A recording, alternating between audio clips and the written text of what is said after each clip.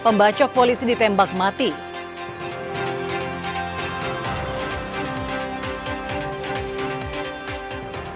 Damkar evakuasi ular piton.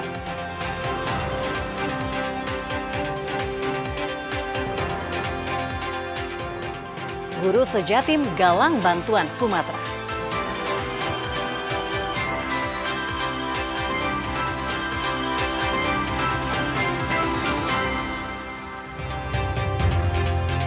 Halo saudara, apa kabar Anda hari ini? Kompas Pagi kembali hadir ke hadapan Anda. Selain 3 informasi utama tadi, tim redaksi kami telah menyiapkan sejumlah informasi penting dan inspiratif lainnya untuk Anda. Bersama saya, Virgianti Kusuma, kita jelang Kompas Pagi di Kompas TV Independen Terpercaya.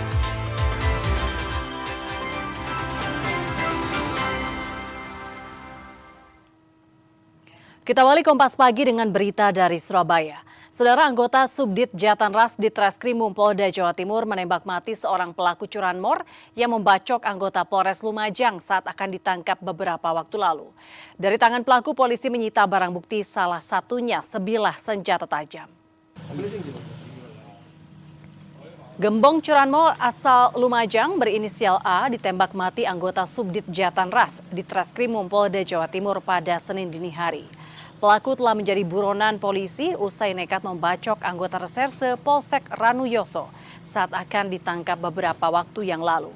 Polisi menyebut pelaku ditangkap di kawasan Pasuruan. Namun pelaku kembali melawan polisi menggunakan senjata tajam saat akan ditangkap hingga akhirnya petugas memberikan tindakan tegas. Jasad pelaku kemudian dibawa ke kamar jenazah Rumah Sakit Bayangkara Polda Jatim. Dari tangan pelaku, polisi menyita barang bukti sebilah senjata tajam dan beberapa kendaraan bermotor hasil curian. Sementara itu, polisi mengembangkan penyidikan untuk mengungkap jaringan dari komplotan curanmor asal Lumajang ini. Kita lakukan penangkapan, tapi malah yang bersangkutan berhasil, temannya berhasil lari, tapi yang bersangkutan melakukan perlawanan. Membawa senjata tajam juga, nanti mungkin bisa dilihat videonya itu. Anggota langsung melakukan tindakan tegas. Dan latar belakang dari pelaku ini, pelaku apa nanti? Pelaku ini spesialis yang sangat meresahkan di wilayah Lumajang dan Jember.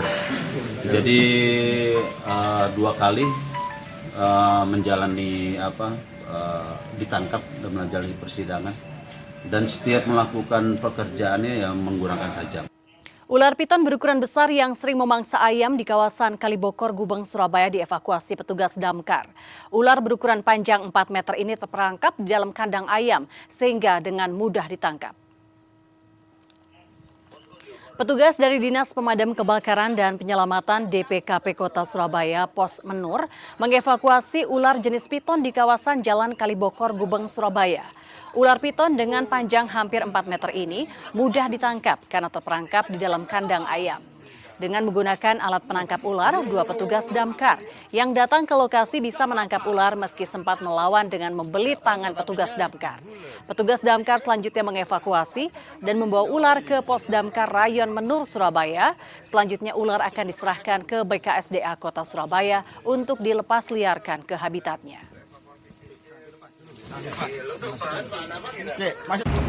Pagi tadi ketahuan yang memangsa ternyata seekor ular piton ya di dalam kandang ayam, ada ularnya dan ditutup oleh warga ya biar tidak lari kemana-mana. Pos Menur kita luncurkan langsung ke TKP ya, sampai di lokasi ya tinggal nangkap dengan mudah ya, 15 menit sudah berhasil dievakuasi dan warga seneng karena yang neror atau yang menghabiskan hewan peliharaannya sudah berhasil ditangkap dan diamankan. Informasi selanjutnya, guru se-Jawa Timur yang tergabung dalam Persatuan Guru Republik Indonesia atau PGRI menggalang donasi untuk korban bencana Aceh dan Sumatera. Donasi dibuka secara lokal maupun nasional untuk berbagai kebutuhan, utamanya bantuan pendidikan bagi guru dan siswa terdampak bencana banjir bandang dan tanah longsor. Dalam peringatan HUT ke-80 PGRI di Surabaya, ribuan guru yang tergabung dalam organisasi PGRI Jawa Timur menggelar doa bersama dan juga aksi penggalangan dana bantuan sosial bagi korban bencana alam banjir bandang dan tanah longsor di Sumatera. Sistem bantuan dibuka secara lokal per kabupaten kota dan juga secara nasional melalui rekening resmi PGRI yang dapat digunakan oleh seluruh guru yang ada di Indonesia. Donasi skala nasional tersebut dibuka hingga Januari 2026 mendatang.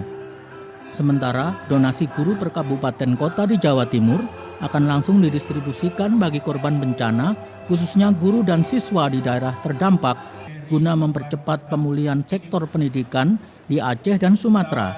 Dua model yang secara nasional dan secara lokal. Jadi regional tidak ada. Tentunya yang pertama, kendati pun dia harus bisa sekolah, tetapi yang pertama harapannya adalah hygiene di dalam minuman dan sebagainya. Karena itu sumber dari penyakit akan terjadi, malah akan menghambat pendidikan. Oleh karenanya, walaupun kita nomor satu di pendidikan, kami menginginkan adanya air bersih untuk di daerah-daerah pendidikan sekolah.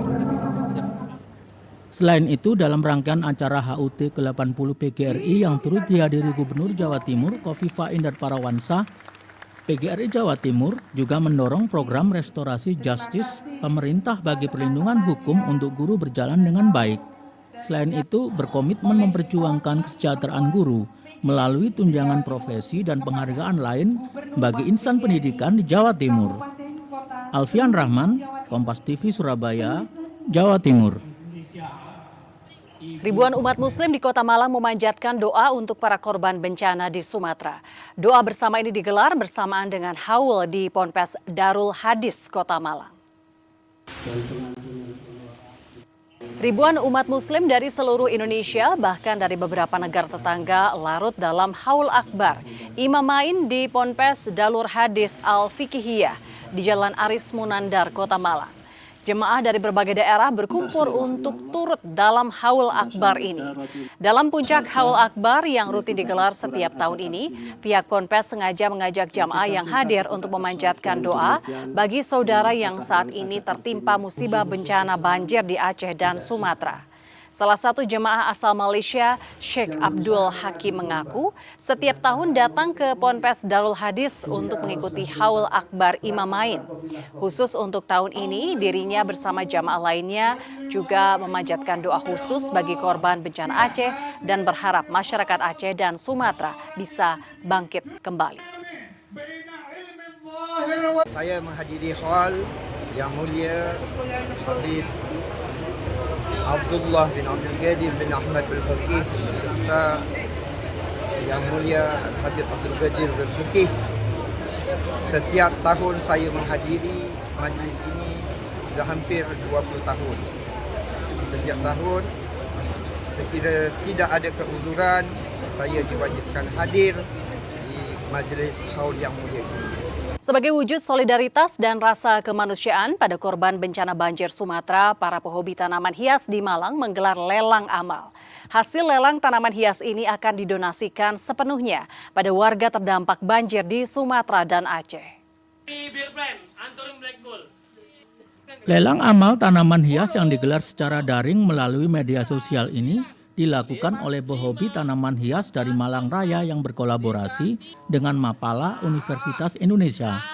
Dalam lelang ini, semua orang bisa mengikuti lelang tanaman hias dari berbagai jenis. Ada 100 lebih tanaman hias dari berbagai jenis yang dilelang pada kesempatan ini. Seluruh tanaman hias berasal dari penghobi dan petani tanaman hias di Malang Raya. Panitia tidak menyangka mendapatkan respon positif dari para penghobi tanaman hias. Saat mengetahui informasi lelang, mereka mengirimkan tanaman hias untuk dilelang di tempatnya. Harga tanaman hias yang dilelang beragam, mulai dari puluhan ribu rupiah hingga ratusan ribu rupiah. Bahkan ada beberapa jenis tanaman yang harganya bisa mencapai jutaan rupiah. Hasil lelang tanaman hias ini 100% didonasikan untuk warga terdampak bencana banjir di Aceh dan Sumatera. Kita memang benar-benar pure membantu. Apalagi kan kita memang bergeraknya di bidang tanaman ini. Nah, jadi nanti untuk hasilnya, hasil lelang, penjualan 100% itu nanti semuanya kita serahkan ke pihak yang membutuhkan lewat Mapala UI Universitas Indonesia. Para penghobi tanaman hias ini berharap dana yang terkumpul dalam lelang yang digelar selama 2 hari ini bisa meringankan korban bencana banjir di Sumatera dan Aceh. Untuk pengelolaan dana hasil lelang sepenuhnya diserahkan kepada Mapala UI. Dedi Prasetyo, Kompas TV Malang, Jawa Timur. Aksi solidaritas terus mengalir untuk membantu korban bencana alam banjir bandang dan tanah longsor di Aceh dan Sumatera. Pesilat dari Persaudaraan Setia Hari Trate di Jember, Jawa Timur bergerak menggalang dana kemanusiaan.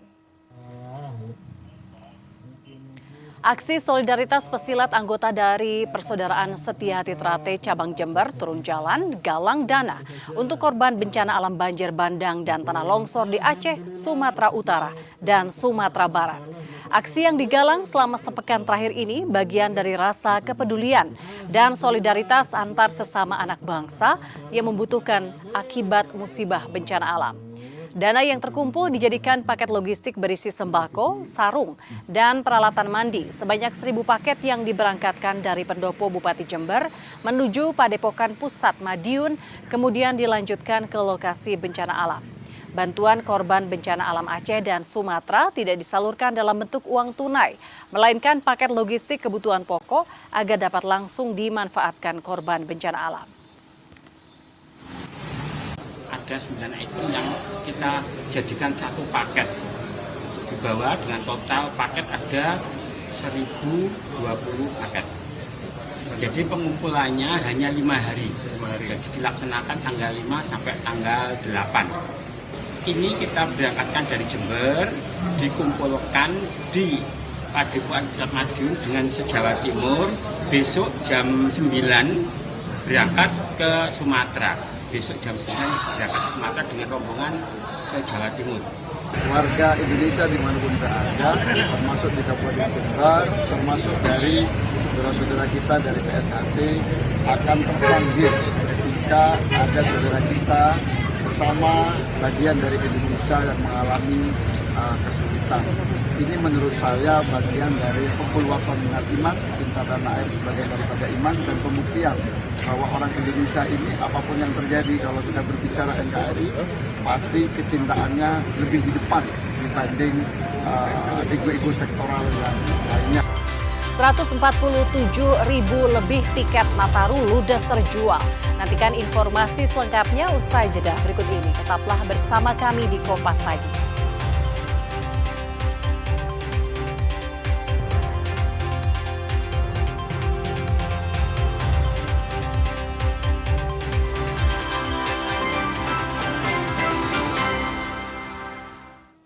Pemesanan tiket kereta api di wilayah PT KAI Daob 8 Surabaya untuk keberangkatan di masa angkutan libur Natal dan Tahun Baru terus meningkat.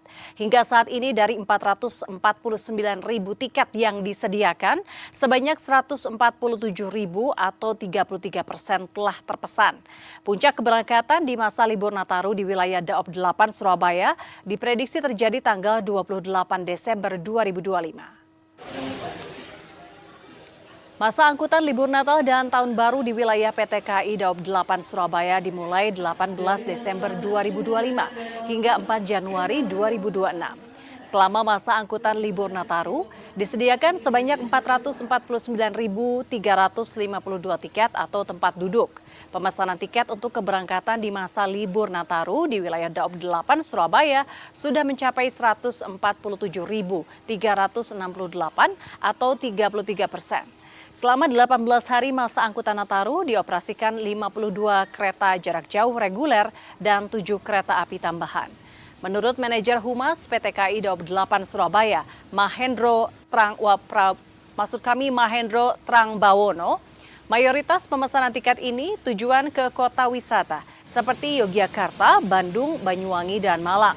Sementara puncak penumpang diprediksi akan terjadi pada tanggal 28 Desember 2025. Untuk penjualan tiket KA Angkutan Nataru dari 8 Surabaya, dari total sebanyak 449.352 tiket atau tempat duduk yang disediakan itu sudah terjual 147.000 368 tiket atau 33% dari total tiket yang disediakan. Nah, untuk 449.352 itu juga termasuk dengan 7 kereta api tambahan yang dioperasikan oleh PT KAI Daup 8 Surabaya pada periode Angkutan Nataru mulai dari 18 Desember sampai 4 Januari 2020. Warga di Kabupaten Madiun, Jawa Timur mengantre pasar sembako murah yang digelar Pemprov Jatim. Pasar murah ini sebagai langkah pengendalian inflasi di daerah menjelang Hari Natal dan Tahun Baru.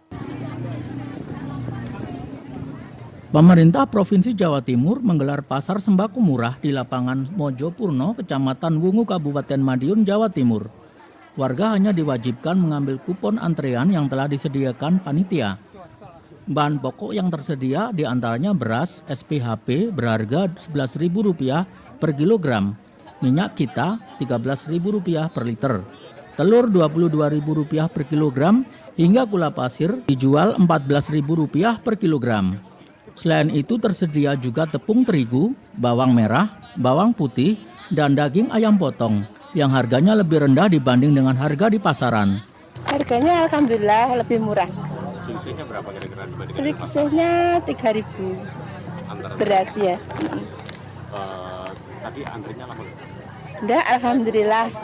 Pelayannya nanya baik ya. Persyaratannya apa? Halo? Persyaratannya apa? Persyaratannya hanya nomor antrian. Iya. Ini jauh-jauh dari Bumbun ke Iya. sini. Iya. Itu memang tujuannya hanya Ya, pertama tujuannya saya cari sembako murah.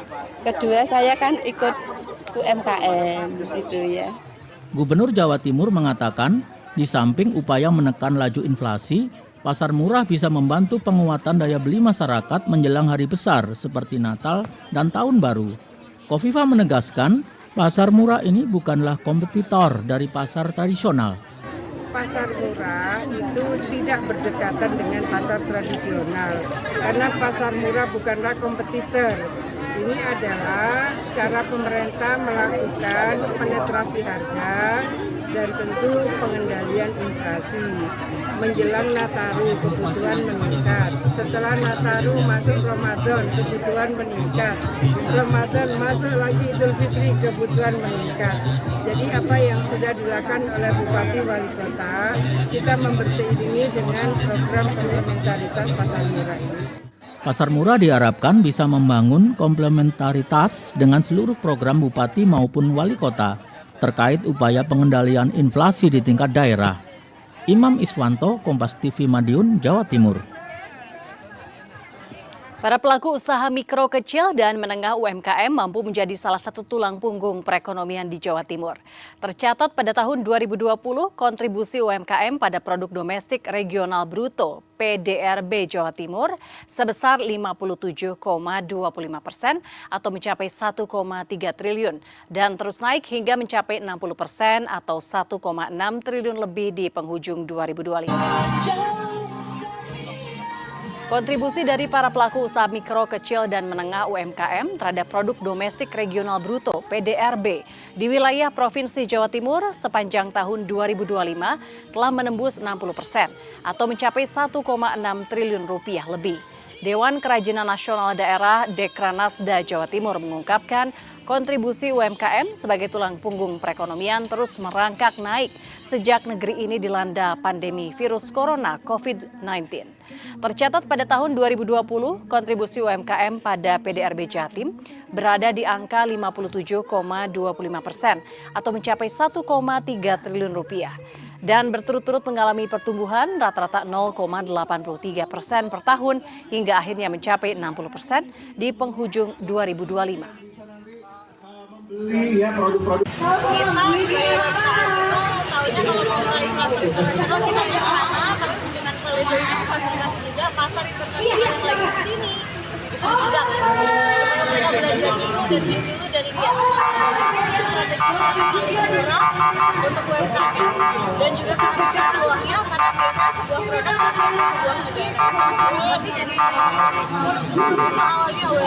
bisa dibangun sampai akhirnya nanti kalau pasar lebih menjanjikan UMKM-nya bisa dibangun secara langsung. Karena ini kolaborasi yang bagus dengan antara pelaku UMKM dengan kita dengan institusi pendidikan, termasuk dalam inovasinya, jadi termasuk desain booth, kemudian juga produk-produk yang ditawarkan itu juga merupakan kolaborasi dari antara UMKM dengan institusi pendidikan. Harapan kita juga nggak berhenti di sini, termasuk packaging, termasuk juga dari institusi pendidikan bisa memberikan inovasinya kepada teman-teman. Berita lainnya mengangkat tema inovasi bersama untuk Indonesia Berdaya Saing Global. Konvensi Humas Indonesia tahun ini menyoroti kebutuhan penguatan kompetensi dan karakter para profesional humas. Ini penting agar anggota Perhumas memiliki karakter dan kompetensi dalam mengelola informasi berbasis data yang valid. Daya saing global dan adaptasi teknologi kini bukan lagi pilihan, melainkan keharusan. Inilah yang mendorong Perhumas menggelar konvensi akbar tahun ini. Selain itu, Perhumas turut meluncurkan kode etik humas yang baru, sekaligus menggandeng organisasi serumpun untuk menyempurnakannya. Kode etik ini diharapkan menjadi pedoman resmi kehumasan. Isu terbesar yang dibahas adalah tantangan artificial intelligence atau AI. Perhumas menyatakan penggunaan AI sebagai alat bagi humas berdasar etika dan data yang tepat. Hal ini penting untuk melawan misinformasi dan disinformasi yang merebak di ranah digital. Perhumas yang kini memiliki lebih dari 4.000 anggota dari 20 DPC kota berkomitmen meningkatkan kualitas melalui program sertifikasi. Fokus sertifikasi adalah penguatan karakter dan kemampuan verifikasi informasi. Begitu banyak misinformasi, disinformasi dengan ranah digital saat ini, rasanya semangat untuk bisa bicara baik itu harus kita gaungkan terus. Perhumas sudah meluncurkan sejak tahun 2015 Indonesia Bicara Baik, bukan baru kemarin. 2015 sampai 2025 tahun ini, 10 tahun yang lalu, satu dasawarsa. Ini nggak cukup, harus terus kita gaungkan. Semangat, karakteristik untuk bisa menyuarakan hal-hal baik tentang Indonesia. Sementara itu, Gubernur Jawa Timur Kofifa Indar Parawansa menegaskan bahwa komitmen Humas untuk selalu berinovasi dengan luasan sumber daya manusia yang sangat banyak dan tersebar sehingga mampu bersaing di ranah global. Saya rasa temanya Perhumas kali ini selain memuatkan inovasi juga bagaimana competitiveness rankings ini ASEAN. Jadi saya rasa kita memang harus banyak, we have to open mind. Dengan jumlah penduduk yang besar, dengan wilayah yang besar, dengan keberagaman yang luar biasa, tapi saya rasa kita memang harus terus melakukan improvement. Selain menjadi garda terdepan dalam berbagai situasi, Perhumas juga kembali menggaungkan kampanye Indonesia Bicara Baik yang sudah dimulai sejak tahun 2015 lalu. Misbahul Munir, Kompas TV, Surabaya, Jawa Timur. Toko buku bekas di Kota Madiun, Jawa Timur masih eksis di tengah era digitalisasi. Pemilik toko mengaku meski tidak seramai zaman dulu, namun peminat buku bekas masih tetap ada, terutama mereka yang mencari buku pelajaran sekolah dan buku sejarah. Di tengah gempuran era digitalisasi yang terus berkembang, buku bekas masih dicari sebagai pilihan untuk referensi ilmu pengetahuan. Salah satunya toko buku bekas di Jalan Puntuk, Kota Madiun yang sudah berdiri sejak tahun 1990 dan masih eksis sampai sekarang.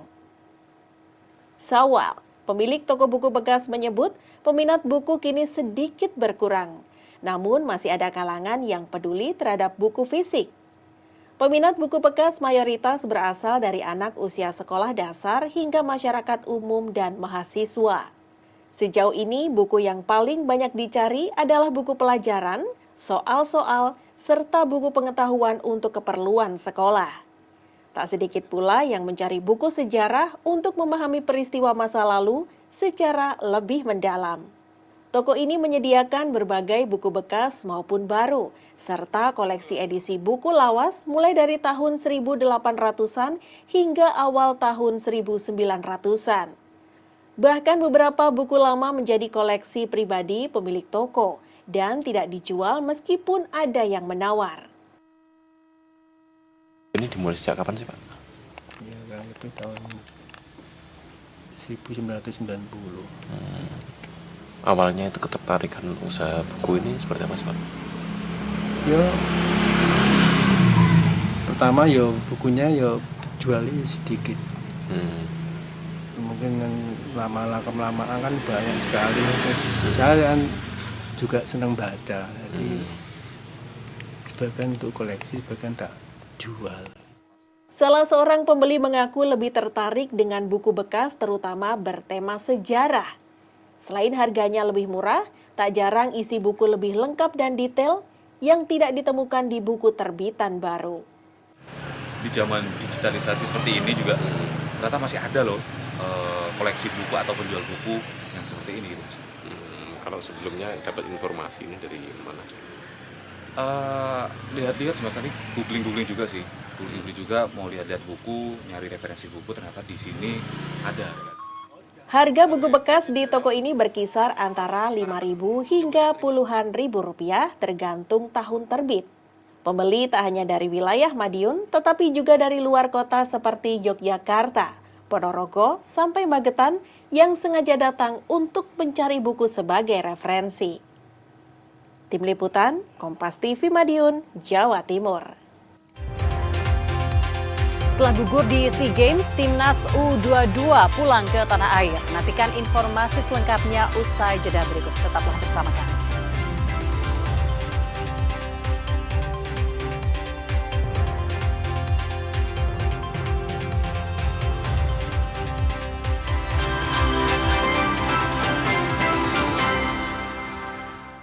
Timnas Indonesia U22 kembali ke tanah air setelah menuntaskan perjuangan di SEA Games 2025 Thailand. Meski gagal membawa pulang medali, skuad Garuda Muda tetap mendapat sambutan dan apresiasi dari Komite Olimpiade Indonesia setibanya di Bandara Soekarno-Hatta. Apresiasi diberikan sebagai bentuk penghormatan atas perjuangan para pemain dan tim pelatih. Gagal lolos ke semifinal SEA Games 2025 Thailand, Timnas U22 pulang dengan wajah lesu. Para pemain tampak mencerminkan kekecewaan atas hasil yang tidak sesuai harapan. Terkait kegagalan Timnas, pelatih Indonesia U22 Indra Syafri menyampaikan permintaan maaf atas kegagalan tim asuhannya. Indra Syafri mengakui bertanggung jawab penuh atas kegagalan mempertahankan medali emas SEA Games. Kalau ditanya siapa yang paling bertanggung jawab terhadap tim secara teknis adalah saya. Oleh sebab itu, saya terima kasih sekali lagi kepada PSSI, kepada pengurus PSSI, dan juga terima kasih kepada pemain yang sudah berjuang semaksimal mungkin dari pertandingan pertama dan pertandingan kedua. Guru Sejatim galang bantuan Sumatera. Nantikan informasi selengkapnya usai jeda di Kompas Pagi.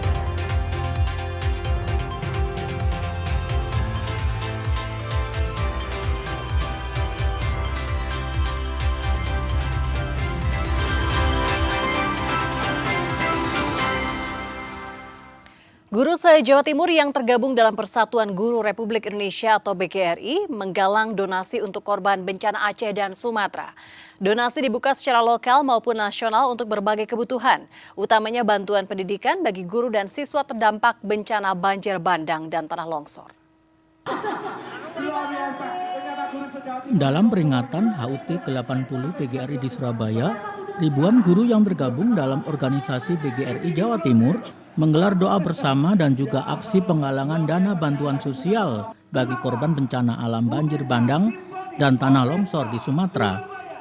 Sistem bantuan dibuka secara lokal per kabupaten kota dan juga secara nasional melalui rekening resmi PGRI yang dapat digunakan oleh seluruh guru yang ada di Indonesia. Donasi skala nasional tersebut dibuka hingga Januari 2026 mendatang. Sementara donasi guru per kabupaten kota di Jawa Timur akan langsung didistribusikan bagi korban bencana, khususnya guru dan siswa di daerah terdampak, guna mempercepat pemulihan sektor pendidikan di Aceh dan Sumatera. Dua model yang secara nasional dan secara lokal, jadi regional tidak ada. Tentunya yang pertama, kendati pun dia harus bisa sekolah, tetapi yang pertama harapannya adalah hygiene di dalam minuman dan sebagainya. Karena itu sumber dari penyakit akan terjadi, malah akan menghambat pendidikan. Oleh karenanya, walaupun kita nomor 1 di pendidikan, kami menginginkan adanya air bersih untuk di daerah-daerah pendidikan sekolah. Selain itu, dalam rangkaian acara HUT ke-80 PGRI yang turut dihadiri Gubernur Jawa Timur, Khofifah Indar Parawansa, PGRI Jawa Timur juga mendorong program restorasi justice pemerintah bagi perlindungan hukum untuk guru berjalan dengan baik. Selain itu, berkomitmen memperjuangkan kesejahteraan guru melalui tunjangan profesi dan penghargaan lain bagi insan pendidikan di Jawa Timur. Alfian Rahman, Kompas TV Surabaya, Jawa Timur. Warga di Kabupaten Madiun, Jawa Timur mengantre pasar sembako murah yang digelar Pemprov Jatim. Pasar murah ini sebagai langkah pengendalian inflasi di daerah menjelang Hari Natal dan Tahun Baru. Pemerintah Provinsi Jawa Timur menggelar pasar sembako murah di lapangan Mojopurno, Kecamatan Wungu, Kabupaten Madiun, Jawa Timur. Warga hanya diwajibkan mengambil kupon antrean yang telah disediakan panitia. Bahan pokok yang tersedia diantaranya beras SPHP berharga Rp11.000 per kilogram, minyak kita Rp13.000 per liter, telur Rp22.000 per kilogram, hingga gula pasir dijual Rp14.000 per kilogram.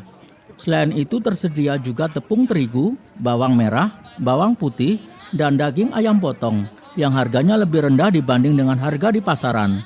Harganya alhamdulillah lebih murah. Selisihnya berapa kira-kira dibandingkan? Selisihnya 3.000 beras ya. Tadi antrinya lama? Enggak, alhamdulillah. Pelayanannya nanya baik ya. Persyaratannya apa? Persyaratannya hanya nomor antrian. Iya. Ini jauh-jauh dari Brumbun ke Iya. sini. Iya. Itu memang tujuannya hanya untuk... Ya, pertama tujuannya saya cari sembako murah. Kedua, saya kan ikut UMKM gitu ya. Gubernur Jawa Timur mengatakan, di samping upaya menekan laju inflasi, pasar murah bisa membantu penguatan daya beli masyarakat menjelang hari besar seperti Natal dan Tahun Baru. Khofifah menegaskan, pasar murah ini bukanlah kompetitor dari pasar tradisional. Pasar murah itu tidak berdekatan dengan pasar tradisional karena pasar murah bukanlah kompetitor. Ini adalah cara pemerintah melakukan penetrasi harga dan tentu pengendalian inflasi. Menjelang Nataru kebutuhan meningkat. Setelah Nataru masuk Ramadan kebutuhan meningkat. Ramadan masuk lagi Idul Fitri kebutuhan meningkat. Jadi apa yang sudah dilakukan oleh Bupati Wali Kota, kita memberseiringi dengan program komplementaritas pasar murah ini. Pasar murah diharapkan bisa membangun komplementaritas dengan seluruh program bupati maupun wali kota terkait upaya pengendalian inflasi di tingkat daerah. Imam Iswanto, Kompas TV Madiun, Jawa Timur. Mengangkat tema inovasi bersama untuk Indonesia berdaya saing global, Konvensi Humas Indonesia tahun ini menyoroti kebutuhan penguatan kompetensi dan karakter para profesional humas. Ini penting agar anggota Perhumas memiliki karakter dan kompetensi dalam mengelola informasi berbasis data yang valid. Daya saing global dan adaptasi teknologi kini bukan lagi pilihan, melainkan keharusan.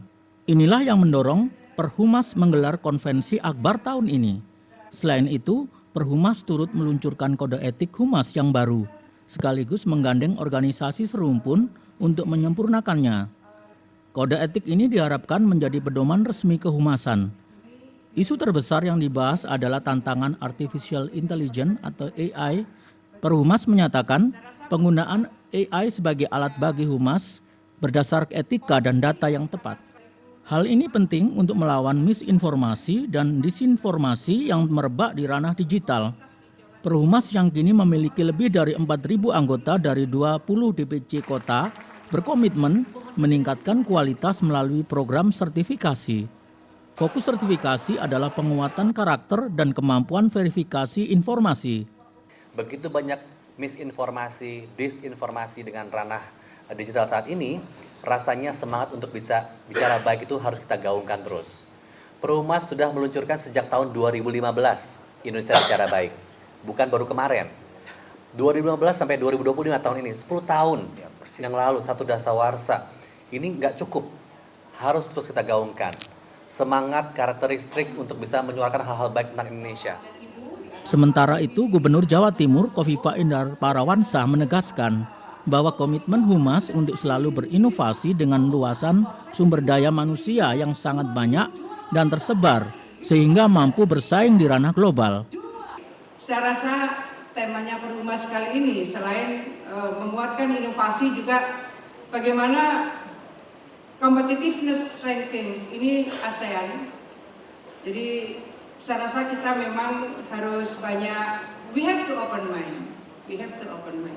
Dengan jumlah penduduk yang besar, dengan wilayah yang besar, dengan keberagaman yang luar biasa, tapi saya rasa kita memang harus terus melakukan improvement. Selain menjadi garda terdepan dalam berbagai situasi, Perhumas juga kembali menggaungkan kampanye Indonesia Bicara Baik yang sudah dimulai sejak tahun 2015 lalu. Misbahul Munir, Kompas TV, Surabaya, Jawa Timur. Saudara, toko buku bekas di Kota Madiun, Jawa Timur masih eksis di tengah era digitalisasi.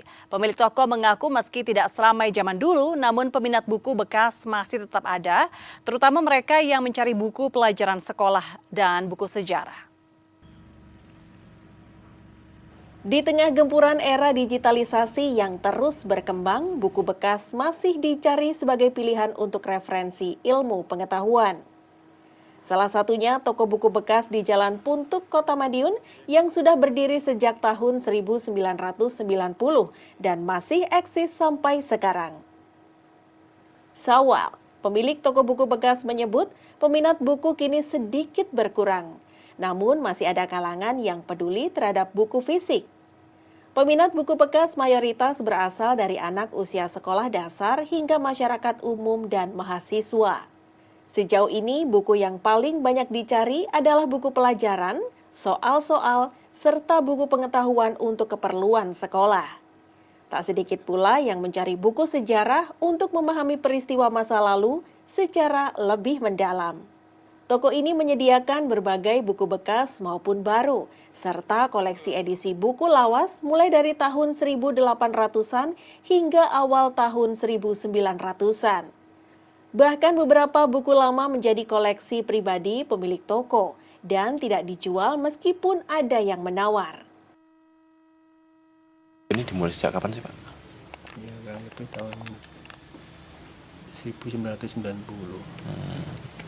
Awalnya itu ketertarikan usaha buku ini seperti apa sih Pak? Ya, pertama ya bukunya ya jualnya sedikit. Mungkin lama-lama kan banyak sekali.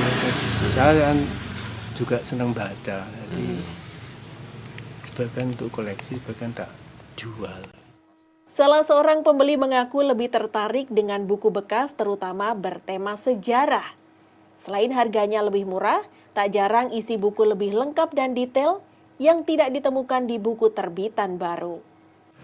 Di zaman digitalisasi seperti ini juga ternyata masih ada loh koleksi buku atau penjual buku yang seperti ini gitu. Kalau sebelumnya dapat informasi ini dari mana? Lihat-lihat sempat tadi googling juga sih. Googling juga mau lihat-lihat buku, nyari referensi buku, ternyata di sini ada. Harga buku bekas di toko ini berkisar antara 5.000 hingga puluhan ribu rupiah tergantung tahun terbit. Pembeli tak hanya dari wilayah Madiun, tetapi juga dari luar kota seperti Yogyakarta, Ponorogo, sampai Magetan yang sengaja datang untuk mencari buku sebagai referensi. Tim Liputan, Kompas TV Madiun, Jawa Timur. Usaha olahan getuk crispy akan kami hadirkan usai jeda berikut. Tetaplah bersama kami di Kompas Pagi.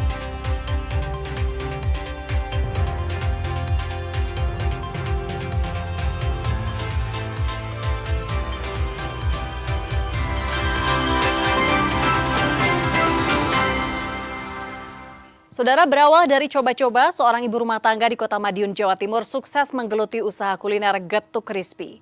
Olahan dari singkong yang diinovasikan dengan aneka isian kini banyak diminati oleh pembeli. Dan informasi ini sekaligus menutup jumpa kita di Kompas Pagi hari ini. Jangan lupa saudara untuk menyaksikan live streaming kami di Kompas TV. dan channel YouTube Kompas TV Jawa Timur. Kompas TV independen terpercaya. Saya Fidjianti Kusuma, sampai jumpa. Getuk, kuliner tradisional yang berbahan singkong kini bisa dinikmati dengan cara berbeda. Seperti yang diproduksi oleh Wuri Reswanti, warga Kelurahan Nambangan Kidul, Kecamatan Manguharjo, Kota Madiun, Jawa Timur. Ibu rumah tangga berusia 34 tahun ini sudah setahun terakhir memproduksi getuk crispy. Ia mengaku awalnya hanya coba-coba saja. Karena hasilnya dirasa enak dan banyak yang suka, sehingga muncul ide menjadikan produk usaha rumahan. Membuat getuk crispy cukup mudah. Singkong dikupas dari kulitnya dan dibersihkan, lalu dikukus hingga matang. Setelah empuk, singkong ditumbuk kasar dicampur dengan bumbu diantaranya kelapa parut, gula, garam, hingga mentega. Setelah bahan tercampur, adonan singkong kemudian digiling dengan mesin hingga bertekstur lembut. Adonan dibentuk pula dengan isian aneka rasa dan dicelupkan pada larutan tepung terigu bercampur tepung panir lalu digoreng. Dalam sehari 4 kg singkong diproduksi dan bisa menghasilkan sekitar 100 getuk crispy. Sejumlah varian rasa disediakan, mulai rasa original, rasa coklat, keju, stroberi, dan rasa pandan. Setiap hari tuh, saya kalau setiap hari buat itu bisa 4 kiloan mas. Ya. Itu sudah ready semuanya atau ready jual atau buat frozen dan sebagainya? Ya buat frozen juga, ready jual juga ada. Jadi dibagi gitu loh. Kalau media penjualannya udah kemana aja Mbak? Via apa, offline ke online dan sebagainya? Offline, ya, Gojek juga online juga ya. Dengan dipasarkan melalui online dan media sosial, peminat getuk crispy ini pun datang dari berbagai wilayah Madiun Raya. Harganya mulai dari Rp1.500 untuk rasa original, sampai dengan Rp2.000 per biji untuk getuk crispy varian rasa. Ini beli getuk crispy. Varian apa aja tadi beli? Ada rasa coklat, ada stroberi, ada pandan, ada durian, ada keju, dan lain-lain. Rasanya gimana? Enak, lezat, gurih, manis. Selain menjual getuk crispy siap saji, ia juga menjual getuk crispy dengan variasi frozen food dengan dikemas kantong vakum. Pembeli bisa menjadikan getuk crispy ini sebagai alternatif oleh-oleh untuk teman dan kerabat. Tim Liputan Kompas TV Madiun, Jawa Timur.